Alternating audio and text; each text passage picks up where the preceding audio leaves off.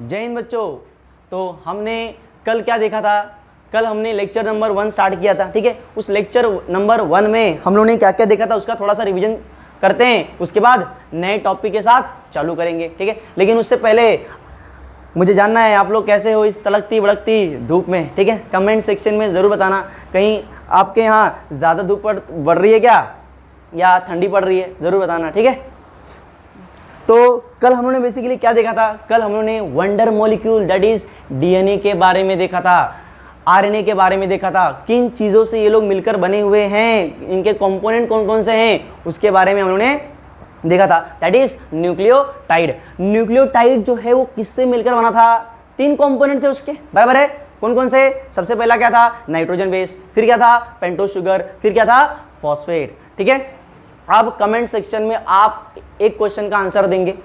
सबसे पहला आप बताओगे क्या ये कि नाइट्रोजन बेस पेंटोज शुगर के किस कार्बन से जुड़ता है?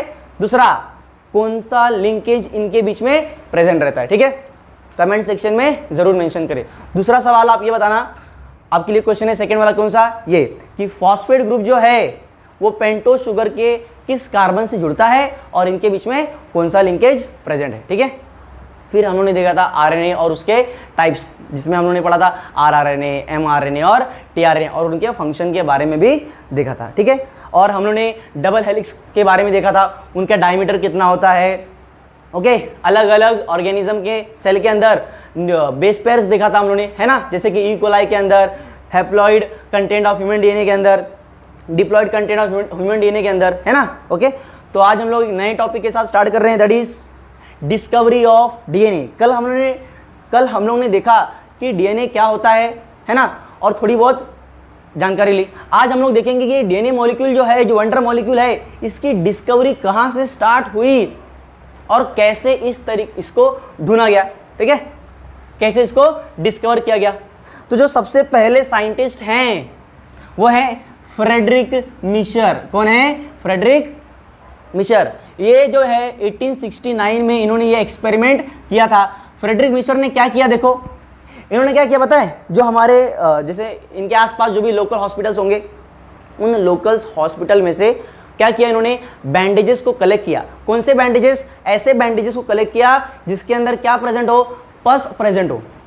अब ये पस क्या होता है? What do you mean by पस? पस क्या होता है? बेसिकली अगर हम जानते हैं, हम लोग को कभी ना कभी फोड़ी फुंसी हुए होंगे, हाँ कि ना। जब हम लोग फोड़े को दबाते हैं या उसको हम लोग दवाई कराते हैं तो क्या होता है?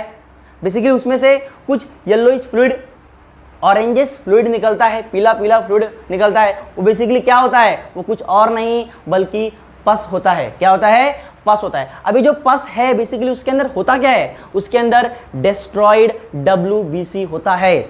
तो जो फ्रेडरिक मिशर थे 1869 में, इन्होंने क्या किया? इन्होंने लोकल हॉस्पिटल में गए वो, और वहां से बैंडेजेस को कलेक्ट किया। उस बैंडेजेस में क्या था? बेसिकली पस था। क्या था? पस था। और वो पस में क्या था? Destroyed WBC, that is white blood corpuscle या व्हाइट ब्लड सेल्स, ठीक है। अब देखो इधर क्या किया इन्होंने। सबसे पहला ये देखो, ये माइंड मैप के फॉर्म में इसको मैंने बना दिया एक्सपेरिमेंट को, जिससे आपको समझने में आसानी हो जाएगी, ठीक है। देखो सबसे पहले क्या फ्रेडरिक मिशर ने क्या किया? बेसिकली बहुत सारे पस को कलेक्ट किया। कहां से कलेक्ट किया इन्होंने? लोकल हॉस्पिटल से कलेक्ट किया है, ठीक है, ओके। लोकल हॉस्पिटल्स में जो बैंडेजेस प्रेजेंट है वहां से इन्होंने कलेक्ट किया। अब जो बैंडेजेस में जो पस सेल्स हैं लगे हुए ना, जुड़े हुए होंगे, है कि नहीं, उनको अलग कैसे किया होगा? क्या किया उन्होंने? सॉल्ट सोल्यूशन का इस्तेमाल किया। क्या किया? Salt solution. जैसे ही इन्होंने बैंडेज लिया, उस बैंडेज में क्या किया? सॉल्ट सोल्यूशन डाला। तो जैसे ही उन्होंने सॉल्ट सोल्यूशन डाला, क्या हुआ? जो पस है वो बैंडेज में से अलग हो गया। समझ में आया कि नहीं? इतना क्लियर है क्या? एक बार सॉल्ट सोल्यूशन को उन्होंने ऐड कर दिया, फिर क्या किया उन्होंने? वीक अल्कलाइन सोल्यूशन को भी सेल्स के साथ रिएक्ट करवाया, है ना। उसके अंदर क्या किया? सेल के अंदर फिर क्या डाला? Weak alkaline solution. Weak alkaline solution. अब इससे हुआ क्या? जैसे इन्होंने वीक अल्कलाइन सोल्यूशन सेल्स में मिलाया ना, हुआ क्या? जो सेल है वो क्या हो गया? लाइज्ड हो गया। अब लाइज्ड का मतलब क्या है? Break down. क्या है? ब्रेक डाउन, ठीक है ना। ओके, सेल्स का क्या हो गया? ब्रेक डाउन हो गया। ओके। और जो सेल के अंदर जो न्यूक्लियाई था बेसिकली वो क्या हो गया, प्रेसिपिटेट हो गया, जम गया एकदम।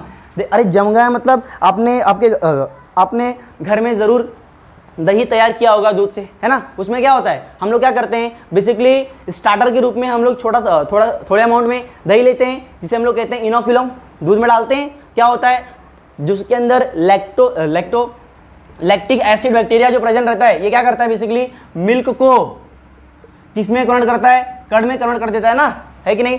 तो जब ये कर्ड बनता है तो अगर आपने ध्यान से देखा होगा तो ये कंटेनर है, कंटेनर के एकदम ऊपर पानी प्रेजेंट रहता है और ये जो पूरा कर्ड है यहाँ पर पूरा जम जाता है ना। तो जो जमा हुआ है ना, ये कुछ और नहीं बल्कि क्या है, प्रेसिपिटेट है। समझ में आया कि नहीं। उसी तरीके से जब सॉल्ट सोल्यूशन के साथ वो वीक अल्कलाइन सोल्यूशन को मिलाते हैं, सेल्स का होता है ब्रेकडाउन और उसका जो न्यूक्लियाई है उसका क्या हो जाता है, प्रेसिपिटेशन हो जाता है। क्या हो जाता है, प्रेसिपिटेशन हो जाता है। ठीक है, अब उन्होंने क्या किया, जैसे ही वो प्रेसिपिटेट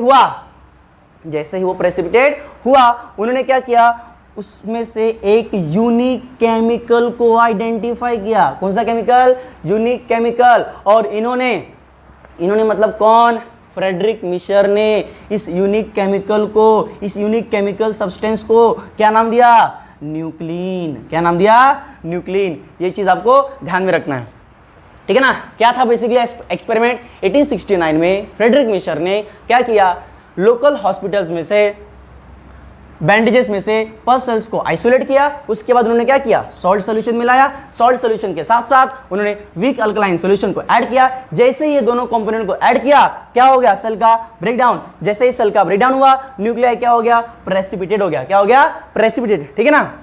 जैसे ही न्यूक्लियाई प्रेसिपिटेट हुआ, उनको एक यूनिक केमिकल मिला और वो यूनिक केमिकल क्या था, वो कुछ और नहीं बल्कि न्यूक्लिन था। क्या था, न्यूक्लिन, ठीक है ना। अच्छा, अब ध्यान देने वाली बात यह है कि जो फ्रेडरिक मिशर थे वो तो आरबीसी का भी इस्तेमाल कर सकते थे, डब्ल्यूबीसी का ही इस्तेमाल क्यों किया, क्योंकि आरबीसी तो है लगभग आसानी से मिल जाता है ना, आरबीसी तो आसानी से मिल जाता, तो उन्होंने डब्ल्यूबीसी का ही इस्तेमाल क्यों किया। देखो इधर ध्यान सुनो, ये जो न्यूक्लिन केमिकल है ना, ये इन्होंने कहां से आइसोलेट किया, बेसिकली न्यूक्लियस से आइसोलेट किया है। कहां से आइसोलेट किया है, न्यूक्लियस से। जबकि आपने पढ़ा होगा जो मैच्योर आरबीसी होता है ना, रेड ब्लड सेल, बेसिकली उसके अंदर न्यूक्लियस नहीं होता। समझ में आया कि नहीं आई। जो मैच्योर आरबीसी है उसके अंदर न्यूक्लियस नहीं होता। अगर उसके अंदर न्यूक्लियस ही नहीं है तो उन्हें ये केमिकल भी वहां से नहीं मिलता। इसीलिए इन्होंने बेसिकली आरबीसी का इस्तेमाल नहीं किया और किसका इस्तेमाल किया, दैट इज डब्ल्यूबीसी। क्यों, क्योंकि इसके अंदर क्या प्रेजेंट है, न्यूक्लियस। समझ में आया कि नहीं। ओके, ध्यान में रखेंगे कि फ्रेडरिक मिशर ने डब्ल्यूबीसी का इस्तेमाल क्यों किया, क्योंकि उसके अंदर क्या प्रेजेंट था, न्यूक्लियस। ओके, तो ये जो केमिकल न्यूक्लिन उन्होंने निकाला है, इसके कुछ प्रॉपर्टीज देख लेते हैं, कुछ कैरेक्टरिस्टिक देख लेते हैं। इधर आओ, देखो इधर, ये देखो न्यूक्लिन की बात करें, अगर मैं किसकी बात करेंगे हम लोग, न्यूक्लिन में बेसिकली क्या है, हाई फॉस्फोरस कंटेंट। देखो हम लोग ने जो कल का लेक्चर देखा था, क्या हम लोग ने न्यूक्लियोटाइड का कंपोनेंट देखा था, किससे मिलकर बना था nucleotide, nitrogen base plus pentose sugar plus phosphate. क्या उसमें फॉस्फेट था, है ना, क्या था उसमें, फॉस्फेट था। तो ये जो न्यूक्लिन जो कि फ्रेडरिक मिशर ने ऑब्टेन किया, उसमें भी उन्हें क्या मिला, हाई फॉस्फोरस कंटेंट। क्या मिला, हाई फॉस्फोरस कंटेंट, ठीक है ना। दूसरा क्या ध्यान में रखना है, ये जो न्यूक्लिन है बेसिकली कहाँ पर प्रेजेंट है, न्यूक्लियस में। कहाँ प्रेजेंट है, न्यूक्लियस में। दूसरा, ये जो न्यूक्लिन है ये कौन सी प्रॉपर्टी शो करता है, एसिडिक प्रॉपर्टी शो करता है। कौन सी प्रॉपर्टी, एसिडिक प्रॉपर्टी। ध्यान में रखना है, न्यूक्लिन बेसिकली कहाँ प्रेजेंट है, न्यूक्लियस में। न्यूक्लिन बेसिकली कौन सी प्रॉपर्टी शो करता है, एसिडिक प्रॉपर्टी। और इसी दोनों के कारण की वजह से इन्होंने मतलब कौन, फ्रेडरिक मिशर ने इस केमिकल को क्या नाम दिया, इस बेसिकली यूनिक केमिकल को कौन सा नाम दिया, न्यूक्लिक एसिड। क्या बोला, न्यूक्लिक एसिड। न्यूक्लिक एसिड क्यों, क्योंकि एक तो न्यूक्लियस में प्रेजेंट है, दूसरा वो एसिडिक कैरेक्टर शो कर रहा है। समझ में आया कि नहीं। ओके, आशा करता हूं आपको एक्सपेरिमेंट समझ में आया होगा। जल्दी से काम करो, स्क्रीनशॉट ले लो, उसके बाद एक नया एक्सपेरिमेंट पढ़ेंगे। ओके, जल्दी से ले लो स्क्रीनशॉट।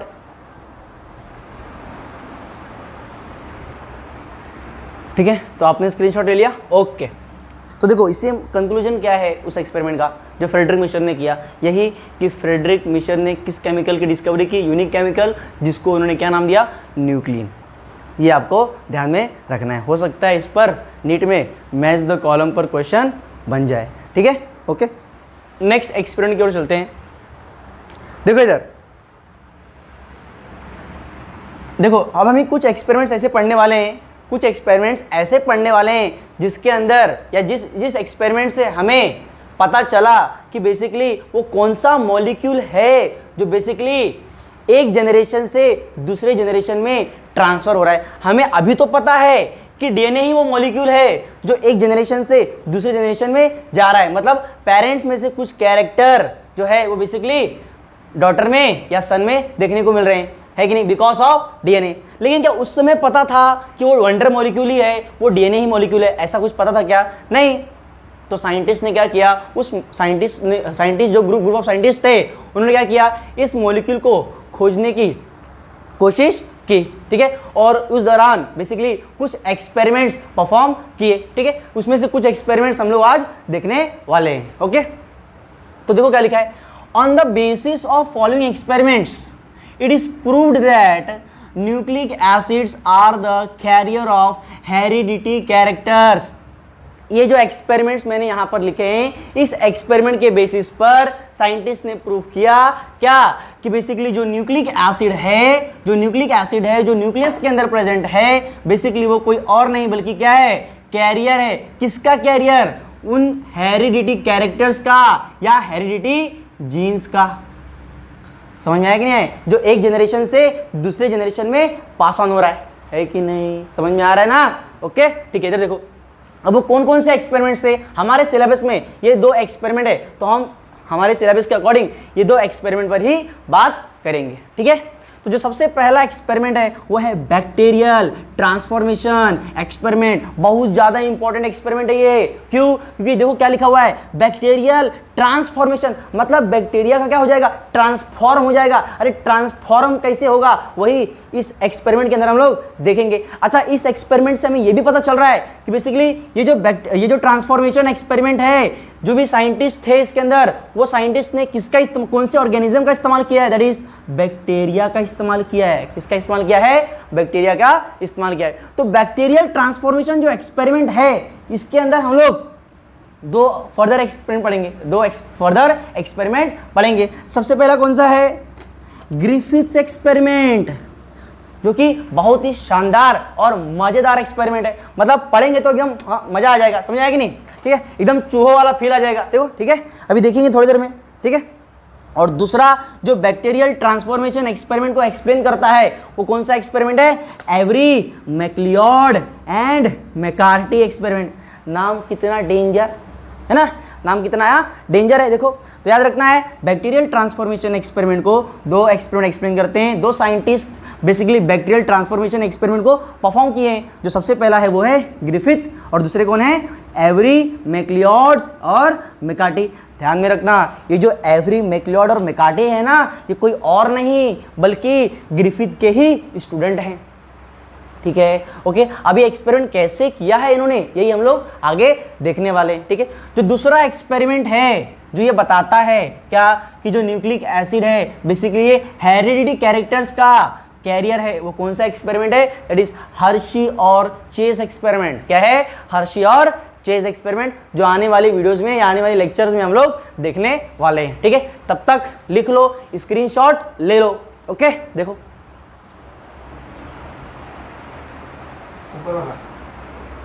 ठीक है, तो स्क्रीनशॉट ले लिए। ओके, तो हम लोगों ने बैक्टीरियल ट्रांसफॉर्मेशन एक्सपेरिमेंट में जो 2 एक्सपेरिमेंट परफॉर्म किए, 2 साइंटिस्ट ने, कौन सा? पहला तो ग्रिफिथ, दूसरे कौन थे?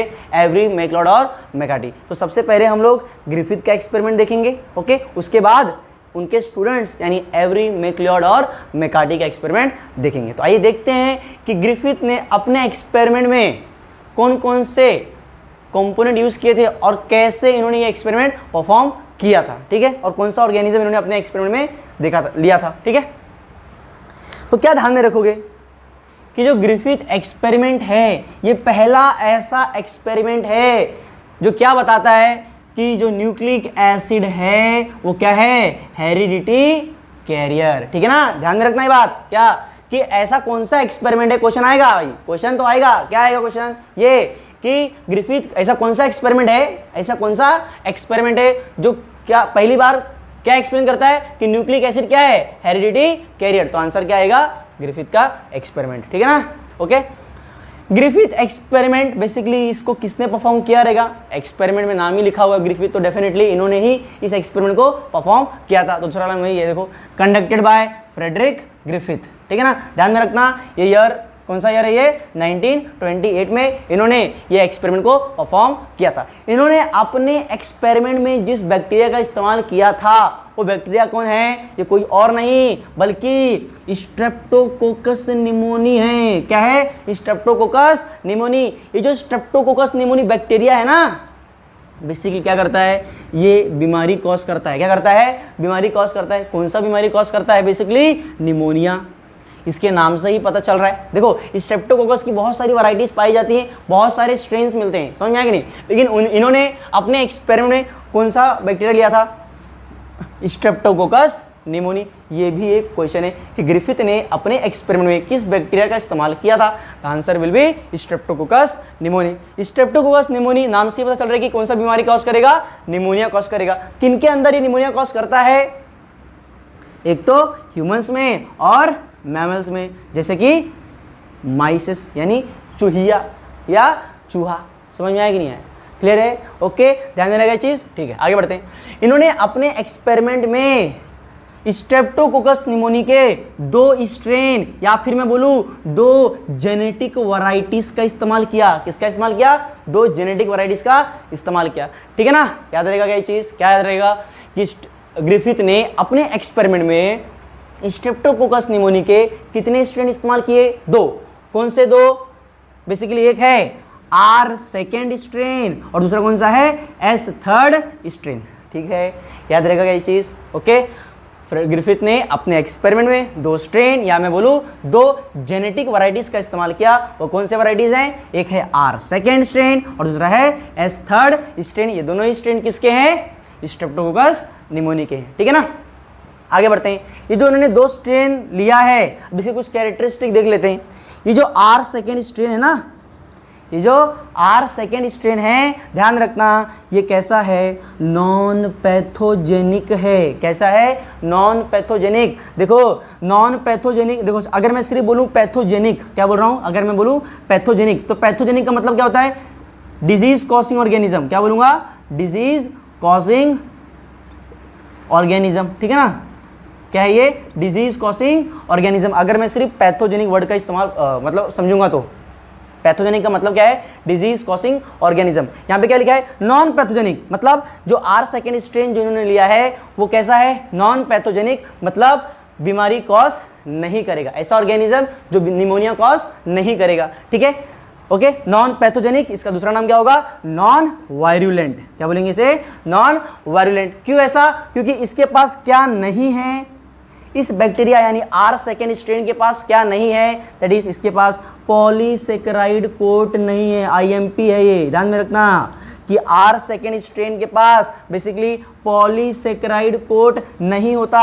जिसके पास पॉलीसेकेराइड कोट नहीं होता ऐसे बैक्टीरिया को कहते हैं नॉन कैप्सुलेटेड। क्या कहते हैं इसे हम लोग, नॉन कैप्सुलेटेड। मतलब देखो, जिनके पास जिनके पास पॉलीसेकेराइड कोट रहेगा उसे मैं क्या बोलूँगा, एनकैप्सुलेटेड, और जिसके पास पॉलीसेकेराइड कोट नहीं रहेगा उसे मैं क्या बोलूँगा, नॉन कैप्सुलेटेड। तो क्या ध्यान में रखोगे, R सेकेंड स्ट्रेन जो है वो नॉन पैथोजेनिक है, नॉन वायरुलेंट है, इसके पास कोई भी पॉलीसेकेराइड कोट नहीं है। सिंस इसके पास कोई भी पॉलीसेकेराइड कोट नहीं है मतलब नॉन कैप्सुलेटेड है। सिंस ये नॉन कैप्सुलेटेड है मतलब इसका बैक्टीरिया का जो सरफेस है वो कैसे रहने वाला है, रफ रहने वाला है। तो बेसिकली देखो R सेकेंड में जो R है ना, ये R क्या बोलता है, ये R क्या इंडिकेट कर रहा है, बेसिकली R मतलब रफ। ठीक है ना, तो रफ, और देखो यहाँ पे S लिखा हुआ है, S का मतलब क्या है, स्मूथ। S का मतलब क्या है, स्मूथ। तो जो R है और ये जो रफ है और ये जो स्मूथ है, मैं किसके बेसिस पर डिसाइड कर रहा हूँ, दैट इज बिकॉज किसके बेसिस पर, पॉलीसैकेराइड कोट, मतलब जिसके पास पॉलीसैकेराइड कोट है वो स्मूथ रहेगा, जिसके पास पॉलीसैकेराइड कोट नहीं है वो क्या होगा, रफ होगा। क्लियर है क्या? ठीक है, अब यहाँ पे आ जाते हैं एस थर्ड स्ट्रेन पे आ जाते हैं। एस थर्ड स्ट्रेन, सिंस इसके पास क्या है, स्मूथ सरफेस है। कैसा है इसके पास, स्मूथ सरफेस है। अगर इसके पास स्मूथ सरफेस है तो दिमाग लगाओ, जिसके पास स्मूथ सरफेस रहेगा इसका मतलब उसके पास कौन सा कोड प्रेजेंट रहेगा, पॉलीसैकेराइड कोड उसके पास प्रेजेंट रहेगा। और जिनके पास भी पॉलीसैकेराइड कोड प्रेजेंट रहता है उन्हें हम लोग क्या कहते हैं, एनकैप्सुलेटेड कहते हैं। क्या कहते हैं हम लोग इसे, एनकैप्सुलेटेड। ठीक है क्या, ध्यान में रखा ये चीज, ध्यान में रखना। ये जो एस थर्ड स्ट्रेन है, कौन सा स्ट्रेन, एस थर्ड स्ट्रेन जो है ये बेसिकली पैथोजेनिक होता है। कैसा होता है, पैथोजेनिक, मतलब बीमारी करने वाला ऑर्गेनिज्म। समझ में आया कि नहीं, ये मतलब वायरुलेंट है। ये कैसा है, वायरुलेंट। जबकि आर सेकेंड स्ट्रेन कैसा था, नॉन पैथोजेनिक, ये बीमारी कॉज नहीं कर रहा था। जबकि एस थर्ड वाला जो है, जो कि स्मूथ है, जिसके पास पॉलीसैकेराइड कोड प्रेजेंट है, वो क्या कर रहा है, बेसिकली बीमारी कॉज कर रहा है। कौन सी बीमारी कॉज करेगा, निमोनिया कॉज करेगा। ठीक है, याद रहेगा क्या ये चीज, स्क्रीनशॉट ले लो। ओके,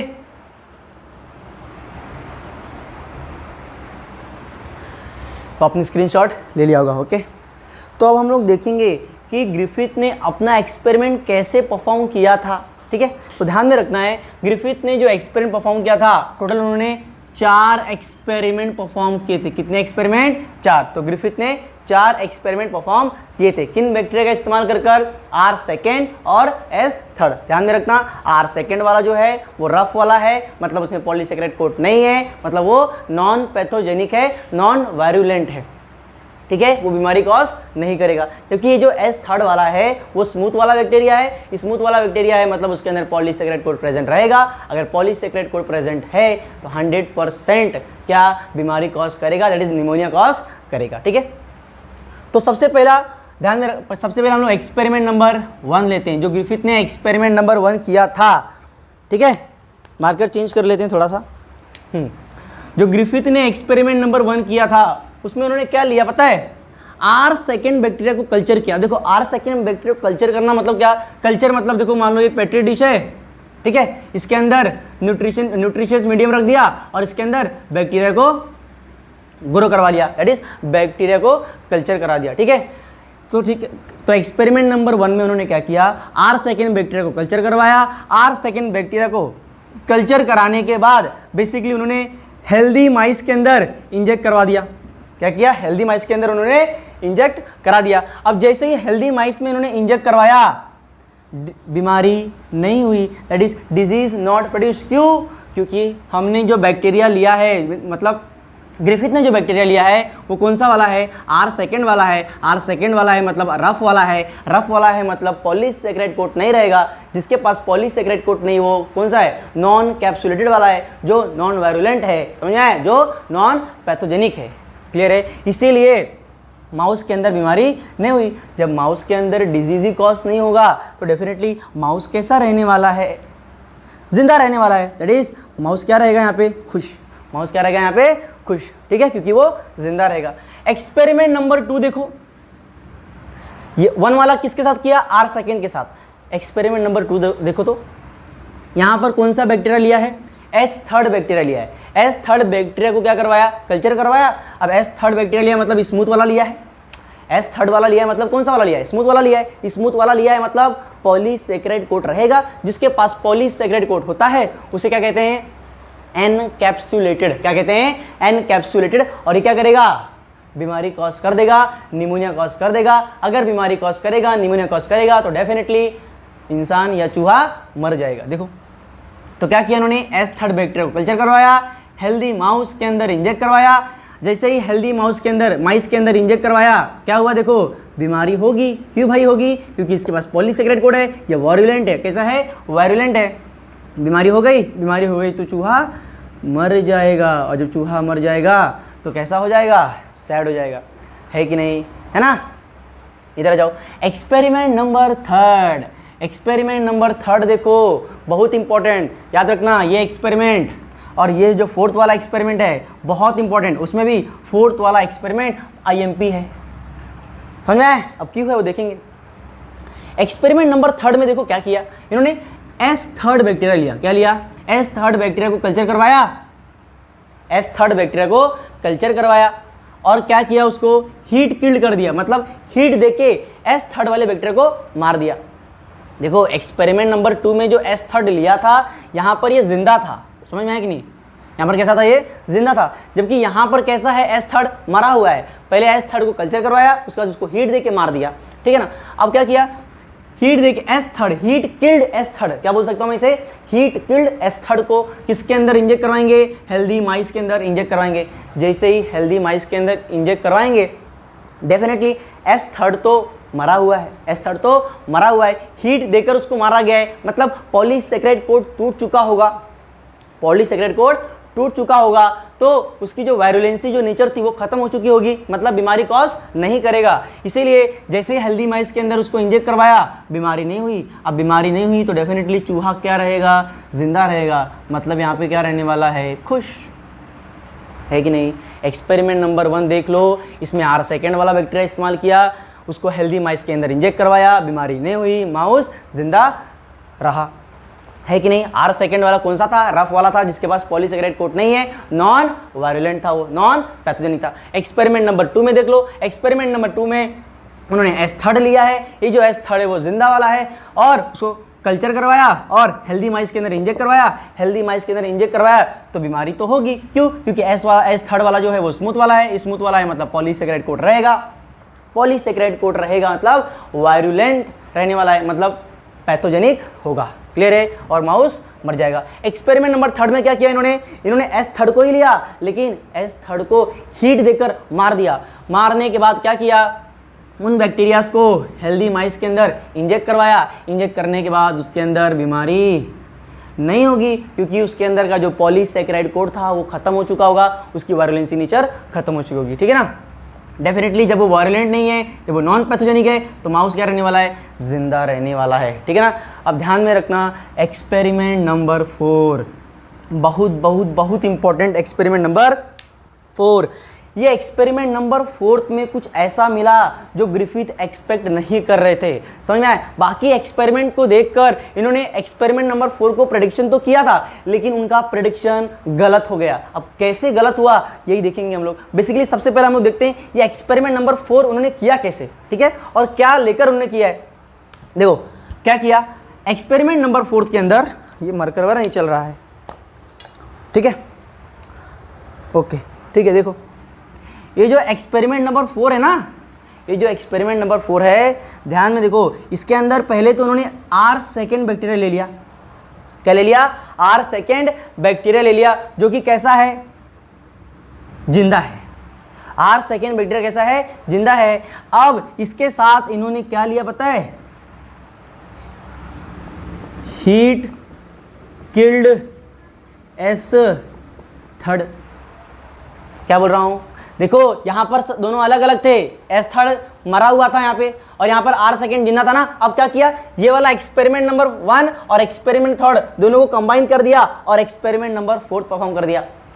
क्या किया इन्होंने, एक्सपेरिमेंट नंबर 4 में आर सेकेंड को जिंदा रखा और एस थर्ड को हीट किल्ड करके मार दिया। उसको दोनों को क्या किया, हेल्दी माइस के अंदर इंजेक्ट किया। अब देखो होना क्या चाहिए था, होना ये चाहिए था, सिंस आर सेकेंड बैक्टीरिया जिंदा है, आर सेकेंड जिंदा है मतलब उसके पास पॉलीस आर वाला है, आर वाला बैक्टीरिया है तो रफ वाला है, रफ वाला है मतलब पॉलीसेकेराइड कोट नहीं है, पॉलीसेकेराइड कोट नहीं है मतलब वायरुलेंट नहीं है, वायरुलेंट नहीं है मतलब पैथोजेनिक नहीं है। अब जब पैथोजेनिक नहीं है तो निमोनिया नहीं होना चाहिए, जब निमोनिया नहीं होगा तो चूहा जिंदा रहना चाहिए था, हाँ कि ना। दूसरा देखो, S heat killed S third लिया, अरे भाई हीट किल्ड एस थर्ड लिया है, पॉलीसेकेराइड कूट जाएगा, नॉन वायरुलेंट हो जाएगा, नॉन पैथोजेनिक रहेगा, निमोनिया नहीं होना चाहिए था, अभी भी चूहा जिंदा रहना चाहिए था। लेकिन ऐसा कुछ भी देखने को नहीं मिला।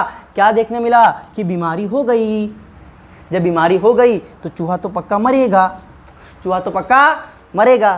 समझ में आ रहा है कि नहीं आ रहा है। अब ये चूहा क्यों मर रहा है भाई, अरे आर सेकेंड तो नॉन पैथोजेनिक है, हीट देखो जिंदा एस थर्ड लेते तो एक बार मान भी लेते कि भाई जिंदा एस थर्ड है मतलब वो वायरुलेंट है, मतलब बीमारी कॉज कर देगा, लेकिन यहाँ पे तो हीट किल्ड लिया है ना, तब तो चूहा जिंदा रहना चाहिए था, लेकिन यहाँ पे तो चूहा मर जा रहा है। अब इसके पीछे का रीज़न क्या है, ग्रिफिथ हो गए कंफ्यूज, ग्रिफिथ हो गए कंफ्यूज। तो जब ग्रिफिथ ने ये जो मरा हुआ चूहा है, इसका ब्लड का एनालिसिस किया। क्या किया? मरे हुए चूहे का जब ब्लड एनालिसिस किया तो उन्हें कुछ विचित्र चीज देखने को मिली। क्या क्या देखने को मिला?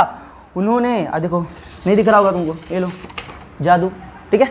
अच्छा देखो इधर, जब मरे हुए चूहे में से उन्होंने ब्लड को निकाला, ब्लड को आइसोलेट करवाया, ठीक है, ब्लड को आइसोलेट किया। ब्लड का आइसोलेट करने के बाद जब ब्लड का एनालिसिस किया तो बेसिकली उन्हें क्या मिला पता है? जिंदा S3। देखो जिंदा क्या था? R2 वाला, मरा हुआ था S3 वाला, और मरे हुए चूहे में से मिल रहा है जिंदा S3। अरे ग्रिफिथ हो गए कंफ्यूज, भाई मैंने तो मरा हुआ S3 लिया था, ये अचानक से जिंदा S3 कैसे आ गया? ये हो गया क्वेश्चन। अब वो कंफ्यूज, एकदम से कंफ्यूज हो गए, उनकी बत्ती गुल हो गई, भैया कैसे S3 मिल रहा है, मैंने तो मरा हुआ लिया। अब सोचा होगा उन्होंने कि शायद गलती से कम हीट दिया होगा भैया, तो उन्होंने और ज़्यादा हीट दे के बैक्टीरिया को मार दिया, S3 वाले को मार दिया, फिर परफॉर्म किया, फिर वही चीज़ देखने मिल रहा है। तो ऐसा क्या था इस एक्सपेरिमेंट नंबर 4 में कि मरे हुए चूहे में से हमें मिल रहा है जिंदा S3 बैक्टीरिया, लिया था उन्होंने मरा हुआ, मिल रहा है जिंदा, या ऐसा क्या हो गया? यही चीज़ हम लोग देखने वाले हैं, ठीक है। पहले तुम इसका क्या करो, स्क्रीनशॉट ले लो, ठीक है, जल्दी से। आपने स्क्रीनशॉट ले लिया होगा, ऐसा मैं आशा करता हूँ, ठीक है ना। अच्छा, एक्सपेरिमेंट नंबर 4 से जो मरा हुआ चूहा है उसमें से क्या मिला? उसमें से जिंदा S3 मिला है ना। तो इससे क्या पता चल रहा है? तो ग्रिफिथ को कंक्लूजन क्या मिला? देखो पहला कंक्लूजन, देखो पहला पॉइंट क्या लिखा है? This experiment shows that some of the R2 bacteria got transformed into the S3 bacteria. बराबर है, एक कंक्लूजन हुआ होगा। अरे भाई R2 को जिंदा लिया था, S3 को मरा हुआ लिया था, मरे हुए चूहे में से जिंदा S3 मिल रहा है, मतलब R2 को कुछ ना कुछ ऐसा मिला है जिसकी वजह से R2 S3 में बदल जा रहा है, मतलब R2 जो है वो ट्रांसफॉर्म हो जा रहा है S3 में। देखो बराबर है, यही पॉइंट है कि नहीं? क्या लिखा है? कितना अच्छा लिखा हुआ है। This experiment shows that some of the R2 bacteria got transformed into the S3 bacteria. बराबर है। अब देखो क्या हुआ होगा, R2 स्ट्रेन जो था बैक्टीरिया का, बेसिकली उसने क्या लिया होगा? कुछ ऐसा केमिकल या कुछ ऐसा कंपोनेंट S3 में से मिला है उसको, जिसके वजह से R2 जो है वो S3 में बदल जा रहा है ना। और वो जो केमिकल, वो जो कंपोनेंट है वो क्या है? बेसिकली वो कुछ और नहीं बल्कि ट्रांसफॉर्मिंग प्रिंसिपल है। क्या है? Transforming principle. वही इस पॉइंट में लिखा हुआ है। देखो R2 strain bacteria must have, उसने 100% क्या लिया होगा? ट्रांसफॉर्मिंग प्रिंसिपल लिया होगा। कहाँ से? हीट किल्ड S3 बैक्टीरिया से। समझ में आया? R2 बैक्टीरिया ने हीट किल्ड S3 बैक्टीरिया से ट्रांसफॉर्मिंग प्रिंसिपल को लिया है, जिसके वजह से हो क्या रहा था? R2 स्ट्रेन जो था, R स्ट्रेन वाला जो बैक्टीरिया था वो बेसिकली ट्रांसफॉर्म हो जा रहा है स्मूथ कोटेड बैक्टीरिया में। अच्छा, अगर R2 बैक्टीरिया S स्मूथ वाले बैक्टीरिया में कन्वर्ट हो जा रहा है, पहले R2 वाले में पॉलीसेकेराइड कोट नहीं था लेकिन S3 वाले में था, तो अगर R2 वाला S3 में बदल जा रहा है, इसका मतलब क्या है? इसका मतलब यह है कि उसके अंदर पॉलीसेकेराइड कोट रहेगा। अगर पॉलीसेकेराइड कोट है मतलब वायरुलेंट होगा, वायरुलेंट होगा मतलब पैथोजेनिक होगा। अगर पैथोजेनिक होगा तो निमोनिया कॉज कर देगा। अगर निमोनिया कॉज करेगा तो 100% चूहा क्या हो जाएगा?